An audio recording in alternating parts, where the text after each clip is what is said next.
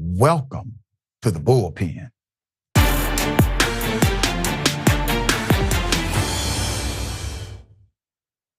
Donald Trump can still be president of the United States and run the damn country even if he's in prison. At least that's what experts are saying based on an exhaustive and very thorough exclusive report by investigative reporter Alexandria Jacobson of Raw Story. Hell of a thing. I read it in horror, okay? Could not believe it, but it's real. So let's talk about it. Ms. Jacobson, thank you for being on the show. How are you? Doing well. Thanks for having me, Dr. Richey. Okay, very well done, by the way. You exhausted every nook and cranny here. And I don't think anyone has gone this deep before. So let's first set the premise up because I got to get into the meat in just a moment. Donald Trump, because there's no constitutional prohibition, he could literally be incarcerated and still be president of the United States. Explain it to us.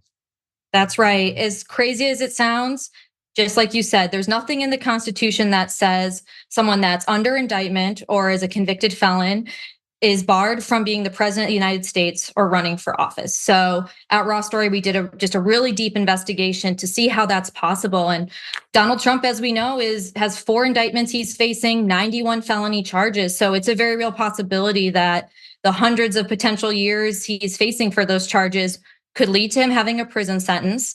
And if he's the presumptive Republican nominee, if he is elected and goes to the White House, he could be serving a prison sentence and still run our country. It's unbelievable. It's quite unbelievable. So there are some things that have not been constitutionally tested. For example, what you just mentioned. But I will say this, many years ago, there was a guy who was in prison because of a tax crime. He was running for president, got damn near 1 million votes. We let it slide. We knew he wasn't going to win. But it should have had a response. There should have been a legislative response. There should have been a constitutional amendment response.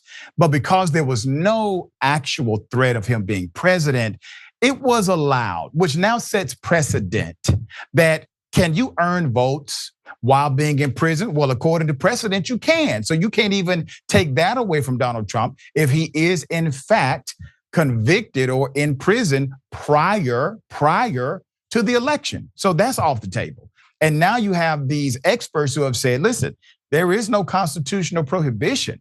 And well, the reason is because the people that wrote the damn Constitution never assumed that this would be one of those scenarios they did not think of. So talk to us about what some of these experts said to you in this investigation.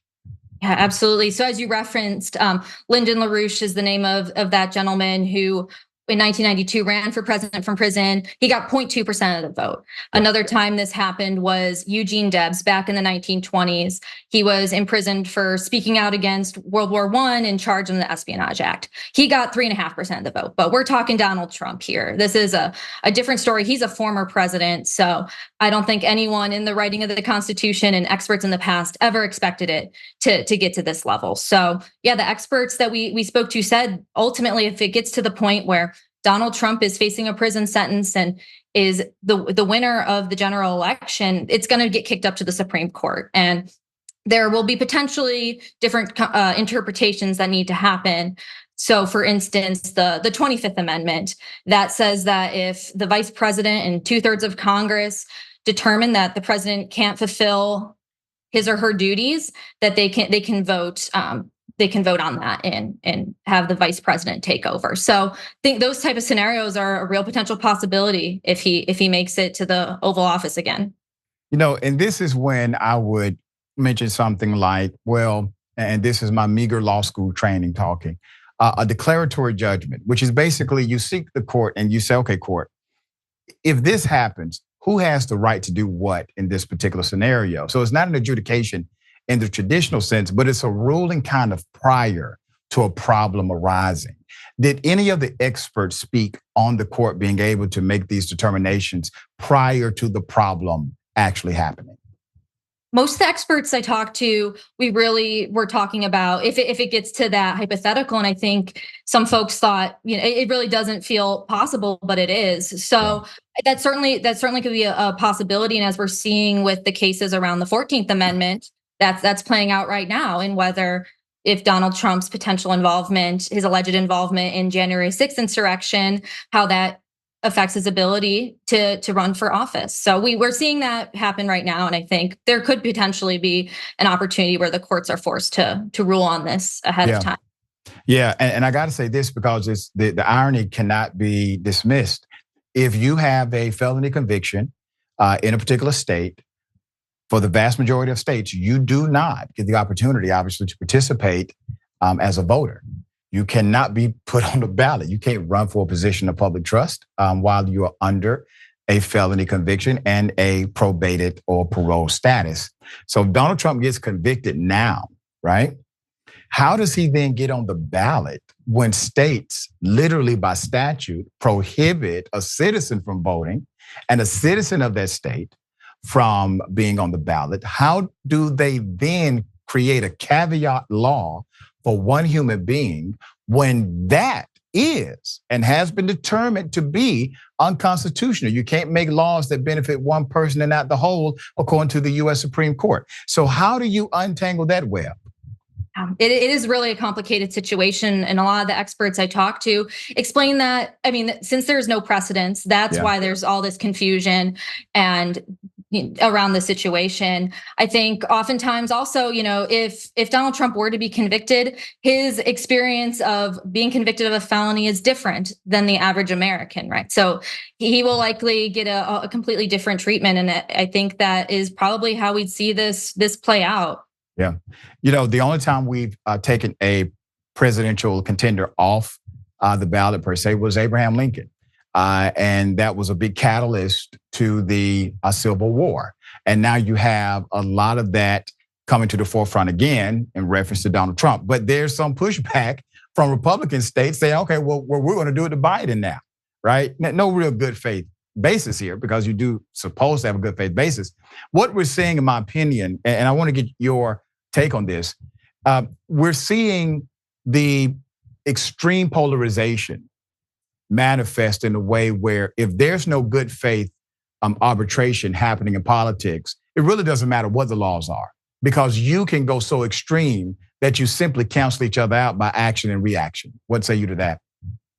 I think that's a great point, and we're certainly seeing it's interesting because Donald Trump talks about the idea of the weaponization of the government and things like that. But you see on the other side that the GOP is doing the same thing that he's accusing the Democrats of. So yeah, it's a really frustrating situation that we are currently in, and yeah, definitely unprecedented. When you decided to do this investigative report for Raw Story, did you expect the answer or basically the general conclusion of the experts to be, yeah, he can actually be in prison and still run the United States of America? Did you expect that walking into this? No, and I'm sure as you and most of our readers found, I mean, it is pretty shocking. And we spoke with all sorts of experts. So constitutional law experts, professors of history. We spoke with folks that have worked with the Federal Election Commission and other government agencies, political experts, and they all pointed to the same conclusion here that this is unprecedented and there's nothing stopping him from continuing to run if he is convicted or serving.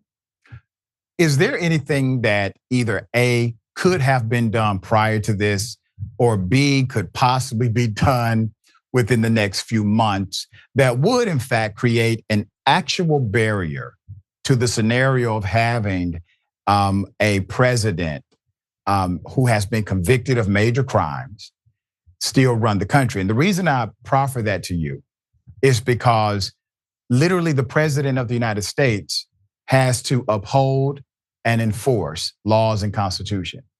But under the scenario, what has been potentially presented in the personage of Trump, he would be under a probated or parole sentence at the time, being convicted, duly convicted of one of the laws or multiple laws he's supposed to protect and uphold, being the enforcer, chief enforcer of protecting those laws at the very same time. Is there any remedy here in this country to stop that scenario? So one option is impeachment. So if you remember with the past two impeachments of President Trump, one of those took place after he left the Oval Office. So that could potentially happen, but given that the House is controlled by the Republicans, that's unlikely. So that's one scenario there. As we talked about, potentially if the courts ahead of time ruled that a potentially incarcerated candidate, was to be elected president, they would not be able to serve as per the 25th Amendment. That's an option there. But as the way it stands, Donald Trump has shown no interest in backing out of the race. The GOP is seemingly fully behind him. So it really just seems like we'll be watching this unfold for the next several months. Yeah, you know what would be really interesting, and I spoke to a conservative commentator about this. I said, all right, let's say Trump gets the nomination, which, by the way, there's no way in the hell he doesn't get the Republican nomination at this point. He gets the nomination, but because the Republican National Committee is actually a private company, and your vote is a recommendation to them, it is not a binding contract, meaning they can get to the floor and broker a convention deal. They can say, hey, we're gonna broker something here. We're gonna make a different decision. Now, naturally, I don't think they're going to do that. Most of them are scared as hell to go against Trump supporters. But in a very technical sense, if the Republican Party as an entity, as a company, wanted to broker the nomination away from Donald Trump, they could do so.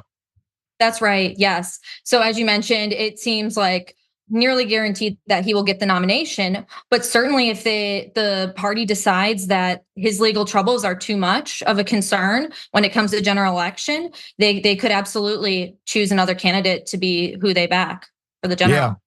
Yeah. What's your take as a reporter? Why do you think Nikki Haley is still in the race? Yeah. So I think there's a handful of reasons. I think one of them is this legal peril, right? So there is a chance that Donald Trump is convicted, and that's when the Republican Party says, all right, this is too much. This is going to cost us a general election. So I think she has that aspect there. So I think she's felt a little bit of momentum, at least in New Hampshire, and potentially has the momentum in her mind from that, and wants to keep just being in the race in that regard, and potentially setting herself up for a future run. So that I think we'll see what happens on Saturday in South Carolina, but of course the polls are certainly predicting that Donald Trump will continue to dominate.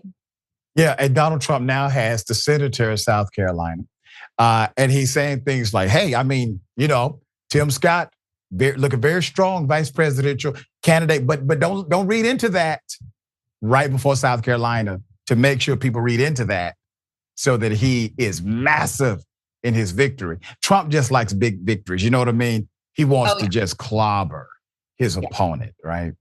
Yeah, it's not enough to just win. He wants it to be a clobbering, as you said. Yeah, that's it. All right. Listen, this is great reporting. I appreciate that you put this together, because I got to tell you, to have this many experts say basically the same thing, and you go back and look at the record, there is no prohibition to it. We do have precedent for people being able to obtain, garner, and get allocated votes while in prison under conviction. So you can't utilize that against them. And naturally, the Republican Party, they're not going to stop the train. They do not have the leadership to stop the train. Thank you for it. For those who are watching, where should they go and find the article? Absolutely. They can go to our website, rawstory.com, and find our story on the prison president, as we call it, there. Wow. All right. Thank you so much. We're going to have you back. We appreciate all you do. Absolutely. Thank you for having me. Absolutely. All right. We're in the twilight zone. I don't know how else to describe it to everybody. Something happened to Earth. It tilted. We're on a different vibration. We're in a whole different universe. Seriously. The man can be president, right, without being free. It's amazing.